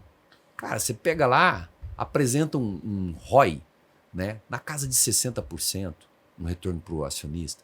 Apresenta uma dívida líquida negativa na casa de 50 bilhões de dólares. Porra, entendeu? Sim. Entendeu? Cara, os fundamentos todos espetaculares. Então por que eu vou ficar em ruído? Agora, né, de novo, com conhecimento. A hora que ela me mostrar que o crescimento dela está diminuindo, que a geração de caixa... Opa, aí eu começo e falo, opa, já não está na minha carteira de crescimento. Eu já tenho que rever a carteira de crescimento. Porque o que eu procuro na carteira de crescimento? É valoração. Né? Valoração da ação ali, né? Então nós temos bons ativos no mercado que têm fundamentos, né? Principalmente BDRs, né? Eu assim, depois que democratizou o acesso a BDRs, porque até há pouco tempo era um acesso só para qualificado, né? Aumentou muito a liquidez, então te proporciona você estar posicionado a empresas internacionais sem você ter que transferir seu dinheiro para fora, por exemplo. Que para mim tem até maior risco do que você ir para uma BDR aqui, entendeu? Moisés, e eu acho que tudo isso, inclusive, está aliado, como o Pedro falou, de objetivo, né? Sim. Precisa ter um ponto, às vezes, de saída. Seja, eventualmente, o alvo ali que você queria de rentabilidade, ou porque chegou no momento de usufruir aquele recurso. E eu sei que você é um cara que gosta aí, por exemplo, de fazenda, cavalo. E muitos que estão nos assistindo, às vezes, têm o sonho de alguma coisa. Às vezes um casamento, às vezes uma viagem, trocar o carro, uma casa. E a gente precisa chegar e concretizar. Ou, como você falou, a aposentadoria, né? Apesar que a gente às vezes aposenta, mas continua trabalhando porque gosta, né? Até porque se o ser humano parar de fazer tudo e qualquer coisa, provavelmente vai morrer. Mas como é que é isso? Você comentou agora há pouco sobre essa situação da aposentadoria. Hoje você curte um pouco aí com a família, vai pra fazenda, investe em cavalo ou não? É só diversão lá? Como é que é? O que eu falo, gente? Eu nessa trajetória, eu aprendi 3 coisas que para mim são muito legais. Assim, caiu como uma luva. Você tem que ter 3 caixinhas. Eu chamo de caixinhas, dá o nome que você quiser, mas assim, eu chamo de 3 caixinhas. A primeira caixinha é uma conta do seu dia a dia, seu capital de giro. Pagar boleto, água, luz, telefone, uma pizza, um sanduíche, ou seja, o seu dia a dia. Uma segunda caixa, por isso que eu tenho 3 contas bancárias, em bancos diferentes, inclusive. Uma segunda caixinha é a caixinha de consumo. É aquela caixinha que você acabou de falar ali. Eu sou um cara que adoro roça, tanto é que eu invisto, inclusive, né, numa chácara, tenho uma chácara. Tenho cavalos, eu tenho lá 6 cavalos, né? Que eu gosto de cavalgada. Então gosta bastante. Gosto de cavalgada, gosto de pôr meus filhos, né? Para aprender isso também. Gosto de subir num cavalo. Tudo simples, nada de... Não, eu não vejo isso como investimento. Eu vejo isso como uma necessidade até para sua saúde mental. Você tem que ter um hobby, você tem que ter uma coisa que você gosta de fazer e tem que pôr dinheiro naquilo. Entendeu? Porque senão, peraí, sua vida é só o quê? Trabalhar e guardar dinheiro? Isso não dá certo. Isso não dá certo. Então a segunda caixinha que eu falo é a caixinha de consumo. É onde que eu ponho dinheiro, por exemplo, para comprar um cavalo, já que você está falando de mim, né? De mim. Para comprar um cavalo, para trocar o carro, para trocar um apartamento, para fazer uma viagem para a Europa, né? Para a Europa ou para qualquer outro lugar, para ir para a praia com os filhos. Então essa caixinha ela é necessária, né? E uma terceira caixinha, né, que, de novo, de preferência numa outra corretora ou num outro banco, que é a de liberdade financeira. Essa não, você vai tirar lá com 35 anos depois, que é onde que eu falei que eu tô gesticulando, gente, eu nem sei se podia tanto. Coisa de professor. Mas voltando. Essa caixinha, essa é de liberdade financeira. Onde que lá nos meus 33 anos, eu falei né, eu estabeleci como meta, como objetivo. Daqui 35 anos eu quero estar aposentado. Né, que é nos meus 68 anos. 33 com 35 dá 68. E aí é a terceira caixinha, entendeu? Mas você tem que ter essa associação dos três. Essa segunda, por exemplo, que é do consumo, é onde que, por exemplo, está a reserva de emergência. Que penso eu que todo mundo tem que ter, até para pegar oportunidades. Não só, né, naquela coisa de mercado, por exemplo. Ah, porque você tem que ter lá 6 vezes aquilo que você gasta, não sei o que. Eu não vejo a reserva de emergência só para isso. Eu vejo a reserva de emergência também para uma oportunidade. Chega um negócio bom para você entrar, por exemplo. Caixa, né? Isso, exatamente. É você fazer caixa. Mas está no investimento ali. Sim. Mas com um investimento com uma liquidez alta. Consequentemente, ele te dá pouca rentabilidade, porque tem a liquidez alta, né?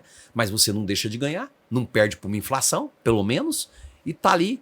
E aí você começa a fazer isso, porque todo mundo tem objetivo, né? E coisas que te dá satisfação, né? Que é o que eu falo assim, que é o mais gostoso de você gastar, que é aqueles gastos que te dão prazer, né? O hobby, no meu caso, né, de ter um cavalo, uma égua ali para cavalgada, né, ir para a praia com os filhos, fazer uma viagem com a esposa, né, porque conciliar família, consultoria e universidade não é fácil, né, mas a gente tem que ter um método para isso. É isso, então, entendeu? Então eu acredito muito hoje nessas 3 caixinhas. E avaliar onde que a gente larga essas reservas de emergência, né, Pedro? Sim. Eu acho que a gente teve agora essa semana, acho que vai ficar. E aí, assim, a minha última pergunta para o Moisés, inclusive. Como é que vocês enxergam, e para você, Pedro, como é que vocês enxergam essa história do Banco Master agora, né? É um caso emblemático. A gente falou um pouquinho rapidamente aí sobre a situação, mas, poxa, entra agora provavelmente como uma das maiores fraudes no Brasil. São quase 50 bi que vai ser acionado no FGC. É um banco que tinha avaliação de rating, ok, pode ser até uma avaliação secundária ali, era um BBB, né, em relação a rating, depois virou BB-. Como é que vocês enxergam isso? Assim, eu vou dar uma visão mais simplista, né, de quem teve a oportunidade de vender esse troço aí, não na época, até vendeu também, porque, enfim, você tá ali, tem que fazer. Mas é muito ingênuo você olhar principalmente para qualquer coisa, seja do mercado financeiro, mercado de capitais, e você vê outliers em operação financeira.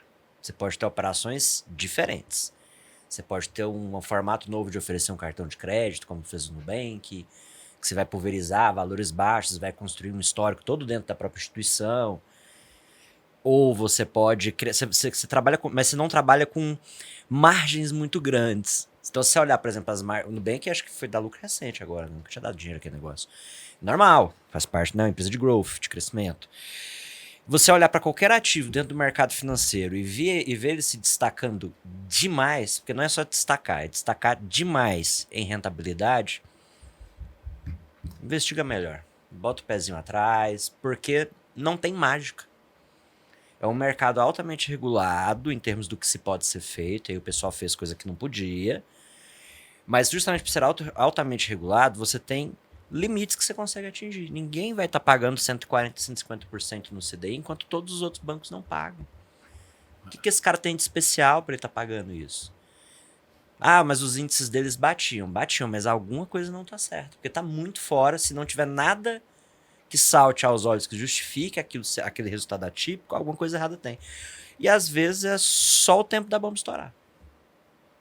Então, minha opinião, no caso do Banco Master, é que, em certa medida, é o engenheiro de obra feita, né? Você falar que era uma tragédia anunciada. Mas, assim, no feeling, né? De você olhar aqui, alguma coisa não batia. Então, assim, o meu ponto de vista é esse hoje, olhando para o investidor massificado. Eu acho que você vê os acidentes, eles permitem que você crie instrumentos para que você não bata de novo o carro, né? A evolução natural aí da humanidade, ela vem com base em acertos e erros e gente fazendo coisa errada, e se aprendendo a administrar isso, a ver aonde que está o problema. Só que eu acho que a gente nem começou a ter as lições ainda do banco, dessa situação, porque está muito quente. A coisa acabou de acontecer, a gente não sabe em quais níveis as decisões foram tomadas, O que a gente sabe é que claramente foi um grande esquema de fraude que dificilmente seria feito sem envolvimento de muita gente que tinha responsabilidade de evitar isso. Isso me parece muito claro, porque hoje no Brasil você tem que registrar todos os seus ativos. Então, se você registrou ativo que não existe, ou ativo podre, ou ativo de que forma que for, quem foi que registrou esse ativo? Como é que registrou esse ativo? Quem foi que... Assim, o próprio gestor, no caso de um fundo, vai lá e faz, né, os seus... Mas ele tem que passar por uma auditoria, isso tem que estar registrado numa B3 da vida, numa SERC, em algum lugar esses títulos têm que estar registrados, é obrigação no Brasil. Então, acho que ainda tem muita coisa para ser desnudada para a gente falar assim, cara, dava para ter feito isso ou aquilo. O que dá para entender é que a gente tem brecha no mercado e esse cara explorou uma. E aí, por isso que diversificar é bom. Eu gosto da questão da diversificação em carteiras de investimento porque ela te permite se proteger do evento oculto, do evento aleatório, do risco sistêmico, daquele que você não tem controle ou que você não tem como ter controle. Ele é uma proteção da sua própria ignorância. Então, a diversificação... Agora, demais é aquela questão que a gente entrou. Perde propósito. Porque, nesses casos, especialmente empresas financeiras, tem um efeito dominó. Porque aquele banco ele era fornecedor de garantia para alguém, ele era tomador de garantia de alguém, ele era, né, naturalmente um credor, né, também de alguém, e aí agora começa o efeito dominó. Tem alguma empresa que tinha alguma carta fiança com ele, que aquela fiança não tem lastro mais. E isso ainda vai demorar a aparecer. A gente tem os casos mais claros agora, gritantes, que são os casos que são obrigados a reportar a CVM. Então você tem aí fundos de previdência, que você vai ter Tribunal de Contas de olho, você vai ter empresas que têm que divulgar fatos relevantes, algumas não devem estar divulgando, porque você também tem manobra para não divulgar fato relevante, para gerenciar isso.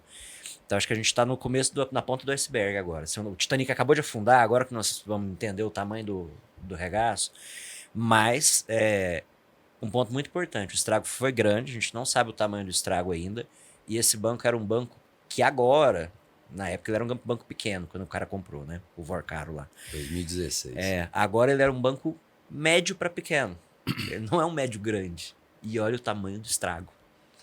Então, assim, eu acho que fica a gente tem que continuar lendo, continuar acompanhando. Quem tinha muita grana lá, que fica o aprendizado, porque não vai ter muita escolha. É 250 mil por instituição, por CPF no FGC. Então, isso a gente está falando de um único instrumento, que é o CDB. A gente não começou a falar dos demais. Que tem. Tem certificado de recebível. Certamente vai ter outros títulos podres. Porque a gente conhece mercados que têm maior facilidade de inflar ou desinflar preços, né? Por causa de crises da vida, fundos, né, enfim, de dívida, que compram dívida, os FDICs, comprando giro louco de compra e venda de título de dívida ali, com registro sabe lá em quais condições. Então acho que ainda vai sair muita coisa aí, tá, do Banco Master. Mas eu não consigo apontar dedo ainda para ninguém. Muito bom. Eu perguntei esse puxadinho aí sobre liquidez da reserva de emergência e já te passando a bola, Moisés, porque a Oncoclínica lançou balanço, hoje a gente tá gravando, hoje é quinta-feira, na segunda, e o Vorcaro foi preso na terça-feira. Então, assim, um dia é esquisito, né?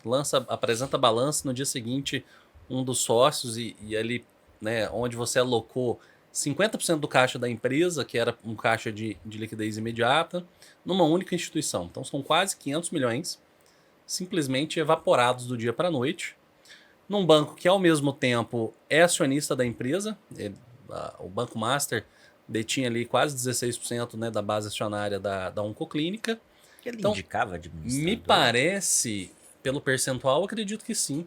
Sim, 16%. É o segundo maior acionista, né? Só perde agora pro Centauros, que fez um arranjo societário com o Goldman Sachs, que tem lá quase 40%. Mas me parece esquisito olhar isso imaginando que, poxa, como é que um CFO que tem ali minimamente um relacionamento com o seu acionista, né? Será que esse cara foi corrompido? Será que ele foi, às vezes, ameaçado de perder o emprego, né? De trocar o CFO e colocar outro que talvez fizesse uma operação? Porque na nota explicativa aí do balanço que saiu segunda-feira, tem lá falando que até o dia 30 de setembro, 98% da grana estava em liquidez. Sim. E aí fizeram uma segunda nota explicando que um PDD de mais de 200 milhões por conta dessa alocação no Banco Master, simplesmente pela mudança do rating. Aí agora eu não me lembro a agência, se é a Fitch ou se é outra agência que mudou o rating. 200 milhões no PDD. Que é O que você acha disso quase tudo a aí? metade do investimento dela. Né? É, eu imagino que talvez o restante da metade é que eles vão fazer assim, poxa, já que o Banco Master era acionista da empresa, me devolve as ações aqui, eu trago para a tesouraria e fica meio que elas por elas. Agora, o resto da diferença foi para o PDD. Imagino que seja isso. Bom, Cássio e Pedro, eu concordo com o Pedro que estamos no início, né? Foi agora, estourou essa semana. Assim, apesar que a gente já vinha com essa história do Master aí, passando pela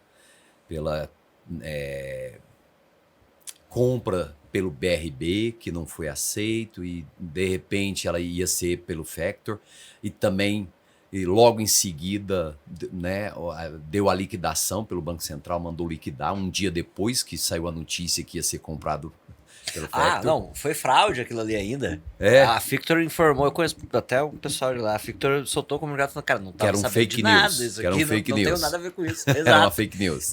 Bom, então assim... Mas o Mas- comunicado existiu. Aham. E agora- Por isso que eu tô falando que eu vi.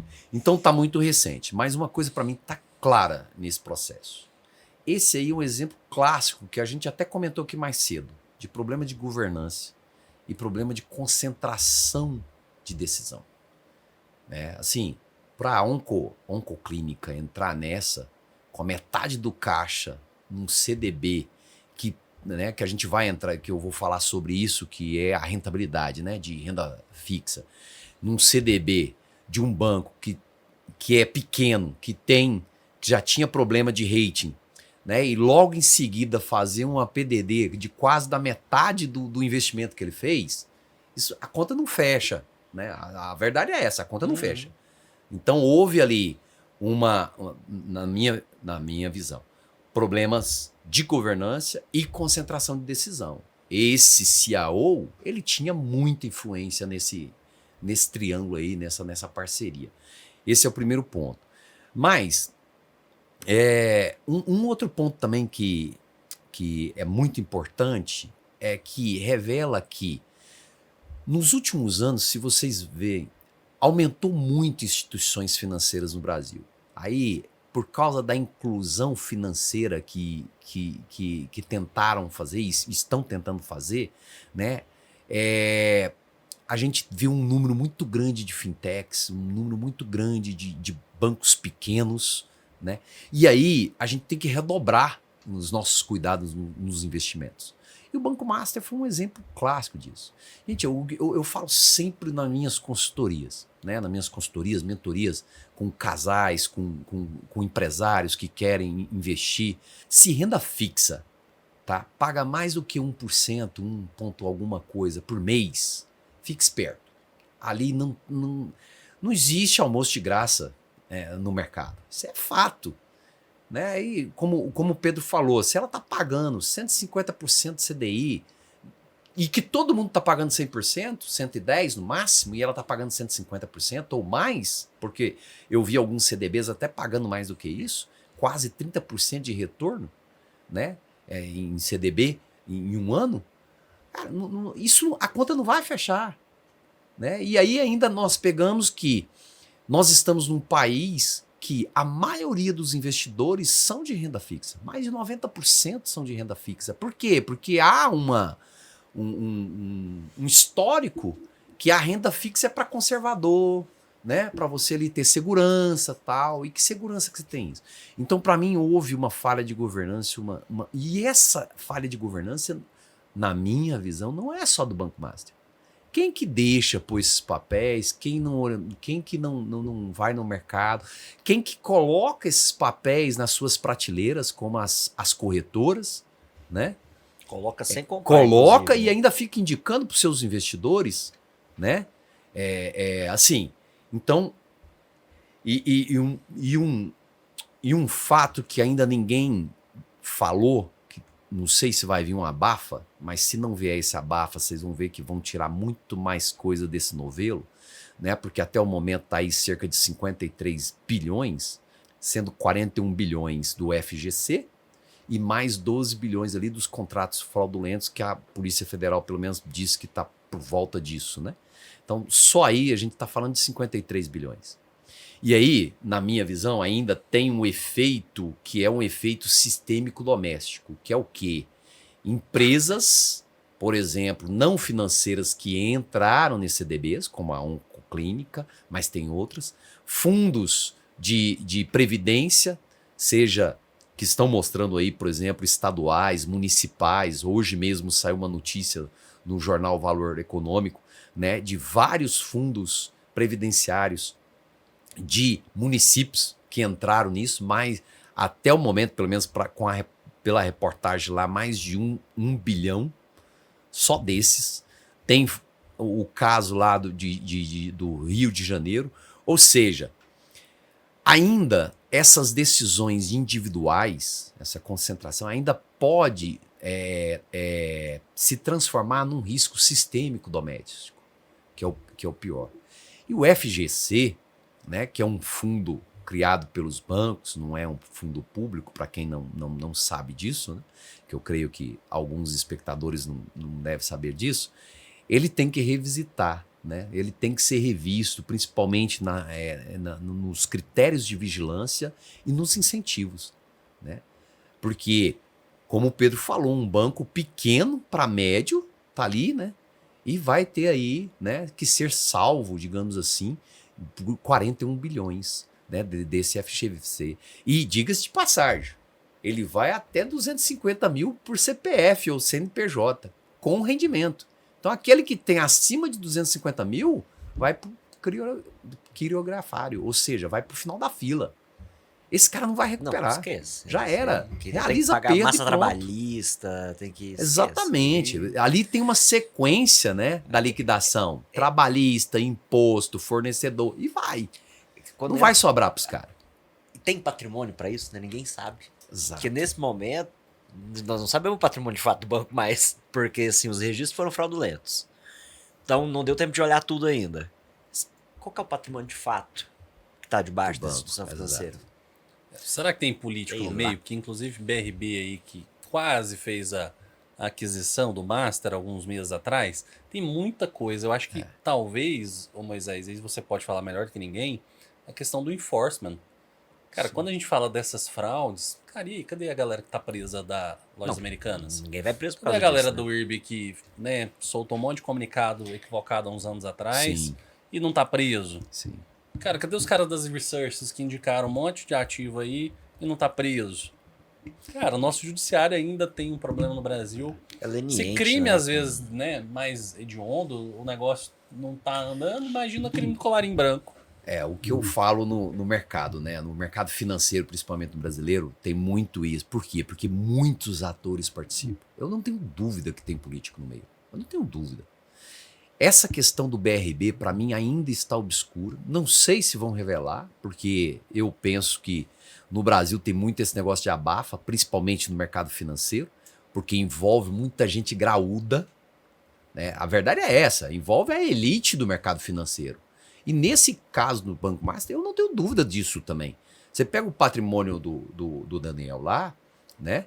Ele tá com mansões nos Estados Unidos, jatos e jatos comprados. Quem que era esse homem antes de 2016, gente? Ele vinha ali de uma herança do pai dele, de uma lojinha, como diz, né? Eu tô no sentido configurado. Mas uma coisa pequena e, de repente, sei lá quantas vezes cresceu o seu patrimônio. Eu falo que no Brasil eu não acredito em gente que cresça tanto patrimônio assim se não for com a ajuda política no meio. É muito difícil. Pode acontecer, sim, mas é muito difícil. Mas a gente está só no começo. Não sei, de novo.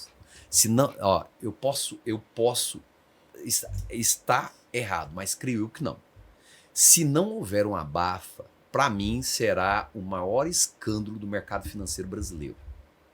Sem sombra de dúvida. E é um escândalo mesmo, porque um banco pequeno, né, para médio, de ter fraudado bilhões e bilhões e até agora que está, né, como diz, agindo, né, os órgãos que são responsáveis, né, com isso, Isso é, no mínimo, muito estranho, né? E o BRB, para mim, tem um papel ali, assim, fundamental. Porque ele correu para comprar.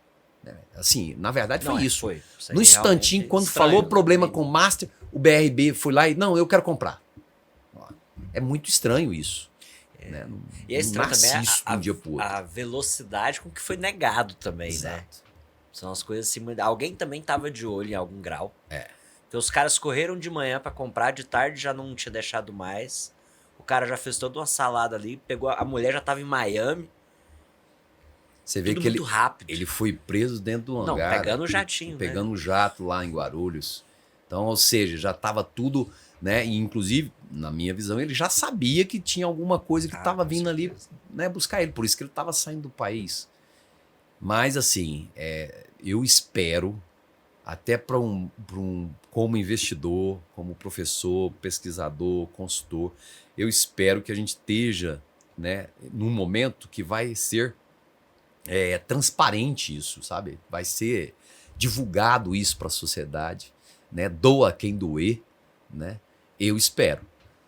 Que assim seja, né? Que a gente É difícil, no julgue Brasil quem não é fácil, necessário. né? Nessa elite financeira aí não é fácil estar desenrolando esse novelo. Mas eu ainda acredito, né? Eu ainda tenho fé no Brasil.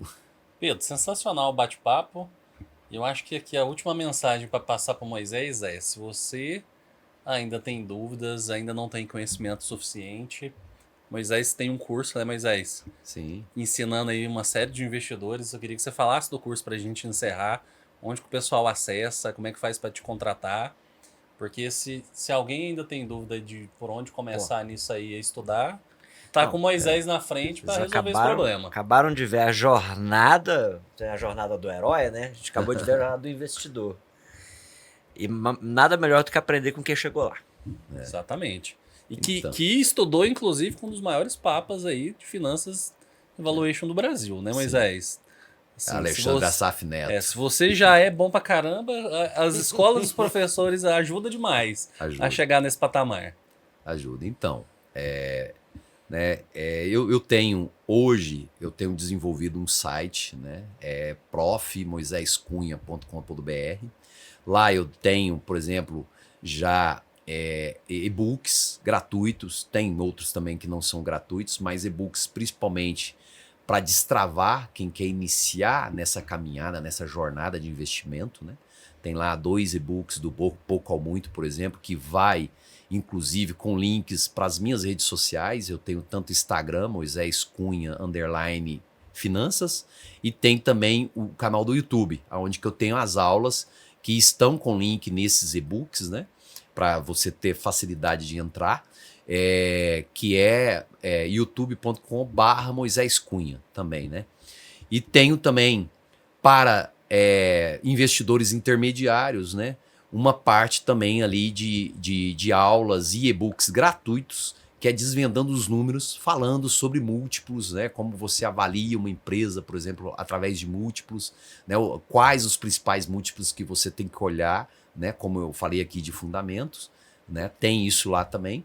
E agora, recentemente, né? Que eu estou entrando no uso da inteligência artificial nos investimentos, né? Para te ajudar nos investimentos e no valuation. Né? E aí também tem um e-book, esse eu estou só com um por enquanto, né? Porque é recente, mostrando, né, mais ou menos ali qual é o passo a passo para quem está iniciando, né? Você tem ali uma IA generativa, como que você faz ali para pegar o máximo dela? Isso, um prompt correto, um checklist ali do que você tem que colocar naquele prompt, né? E principalmente também analisar a resposta dela, né? Então, assim, tô aí nas redes sociais, e nesse site, se me permite, Cássio, é legal, porque eu tenho lá uma parte de blog, né? Com alguns artigos, algumas coisas que me instiga e eu escrevo e coloco lá. Tem uma parte também de palestras, de consultorias, mas principalmente uma parte social também. Né? Eu faço workshop, faço palestras gratuitas, né? Mas aí para vulneráveis, órgãos públicos, né, que entra nessa gratuidade, né? Por quê? Porque eu penso que eu, como, né, um cara que estudou e teve sempre não, né, mas quase toda a minha carreira dentro de uma instituição pública, né, uma universidade, eu tenho que devolver isso para a sociedade. E uma das formas de eu devolver é dar essas palestras, esses mini cursos, esses workshops para pessoas que precisam. Por exemplo, escolas públicas, eu gosto muito de ir, né, em escolas públicas, associações, né?